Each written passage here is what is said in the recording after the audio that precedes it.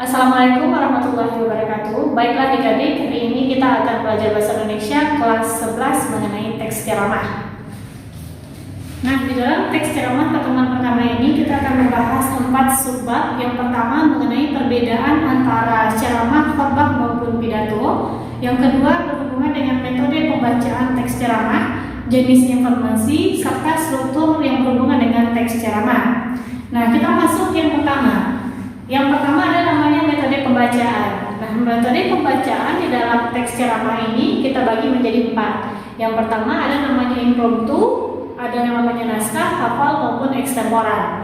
Nah, di dalam impromptu atau dadakan ini disebut juga dengan yessakamata. Nah, di mana kita menyajikan teks ceramah itu tanpa ada persiapan sama sekali. Dan di dalam impromptu ini juga memiliki kelebihan maupun kelemahan. Nah, yang kedua ada namanya metode naskah. Kalau metode naskah ini kita lebih terpaku atau membaca teks. Nah, di mana kita antara kita dengan si pendengar lebih terpaku kepada masing-masing tindakan. Nah, kalau kita lebih terpaku pada teks tanpa menghiraukan penonton atau pendengarnya. Nah, terus yang ketiga ada namanya metode hafal. Kalau metode hafal ini persiapan yang sudah kita lakukan itu secara matang. Nah, dengan menyajikan naskah terlebih dahulu lalu menghafalnya. Tetapi kelemahannya adalah di saat kita kehilangan atau melupakan satu kalimat maka akan mengacaukan kalimat yang lainnya.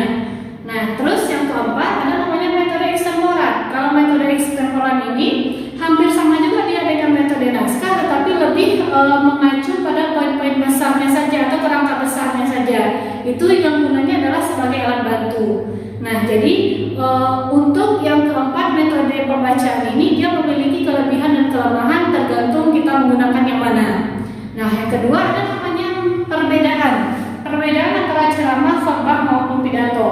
Nah, perbedaannya adalah yang pertama di dalam ceramah ini komunikasi yang terjadi adalah dua arah, di mana antara si pendengar ataupun si pembaca ceramahnya itu terjalin hubungan. Nah, di mana salah satunya adalah hubungan tanya jawab.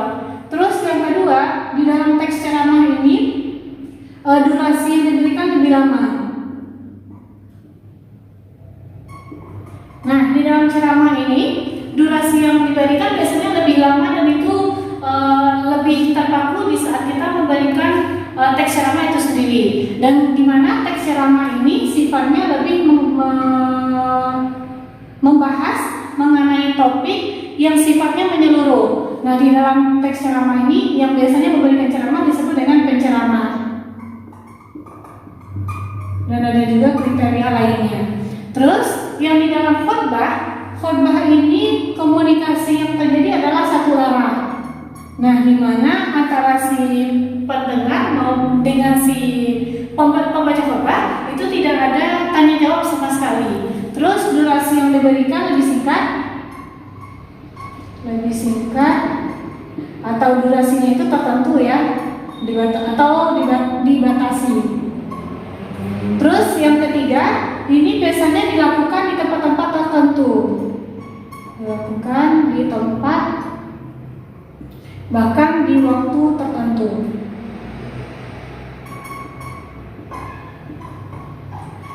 Nah, di dalam khotbah ini biasanya membahas mengenai keagamaan. Nah, di mana dilakukan di tempat atau waktu tertentu. Contohnya dilakukan di setiap hari Jumat di masjid ataupun berhubungan dengan hari raya.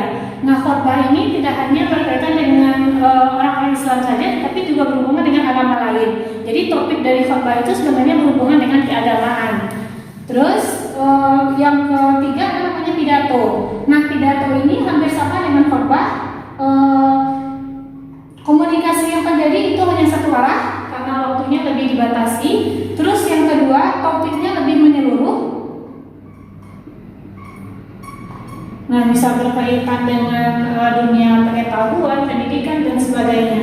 Terus yang ketiga, sifat dari pidato ini sebenarnya lebih digunakan atau dilakukan yang berhubungan dengan kegiatan. Nah, biasanya berhubungan di kegiatan sekolah atau sebagainya. Dan biasanya orang yang menyebutkan suatu pidato ini disebut dengan orator. Sedangkan orang yang berhubungan atau yang membaca khotbah ini disebut dengan khatib. Nah, inilah salah satu beda antara ceramah, khotbah maupun pidato. Terus lanjut kita kepada struktur. Nah, struktur di dalam teks ceramah itu dibagi menjadi 3. Nah, yang pertama ada namanya pendahuluan atau tesis. Ini lebih berkaitan dengan isu.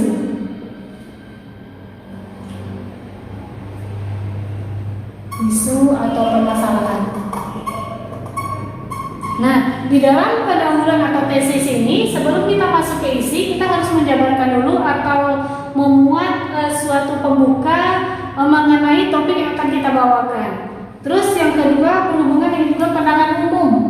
Jadi pandangan umum, bagaimana pendapat penulis terkait topik yang dibawakan itu harus disampaikan dulu di awal. Terus yang ketiga berhubungan juga dia dengan pandangan pembicara.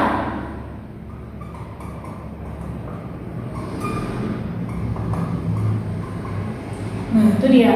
Sedangkan kalau di dalam isi itu lebih berhubungan dengan pendapat dan fakta.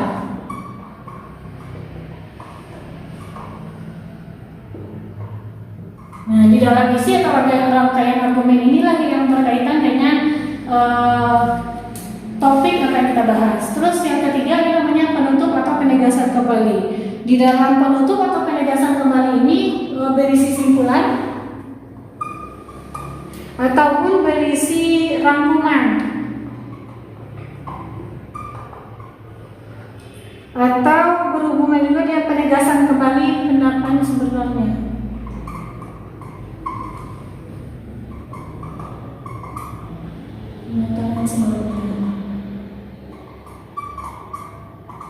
Nah, ini struktur yang pertama. Nah, tipe struktur yang kedua sebenarnya sifatnya lebih umum. Nah, di mana ada namanya pembuka, isi, dan penutup. Di dalam pembuka itu ada salam pembuka dan ada juga berisi pengantar mengenai topik yang akan kita bahas. Sedangkan di dalam isi itu mulai dari kita menyebutkan judul sampai akhir dari isi yang kita bacakan.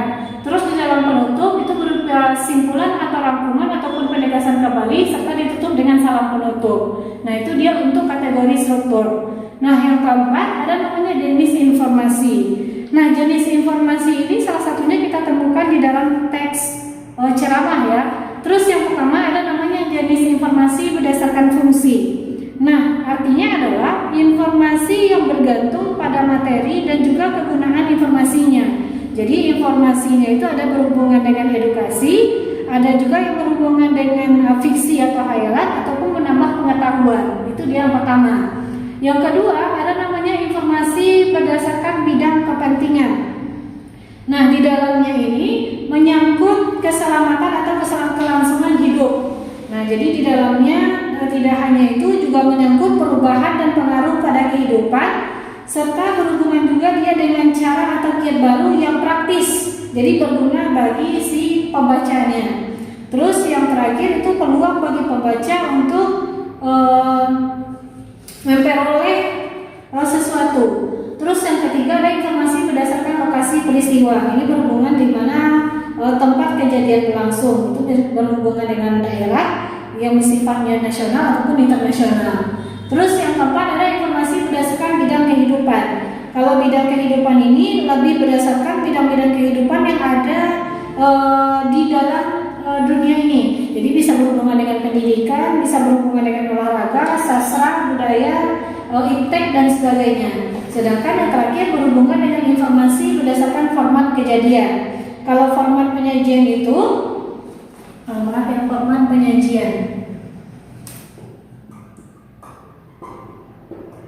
Nah, format penyajian di dalam teks ceramah ini bisa disampaikan dalam bentuk karikatur ataupun berhubungan dengan bentuk komik, tulisan, foto dan sebagainya, ataupun berhubungan dengan dalam bentuk berita, artikel, feature, resensi, kolom maupun karya fiksi. Nah, sebenarnya untuk berdasarkan jenis informasi ini akan berkaitan dengan isi dari teks ceramah. Nah, untuk pertemuan pertama ini mengenai teks ceramah hanya cukup sampai di sini. Sedangkan untuk minggu depan kita akan membahas mengenai kaidah kebahasaan dari teks ceramah. Nah, kita tutup. Assalamualaikum warahmatullahi wabarakatuh.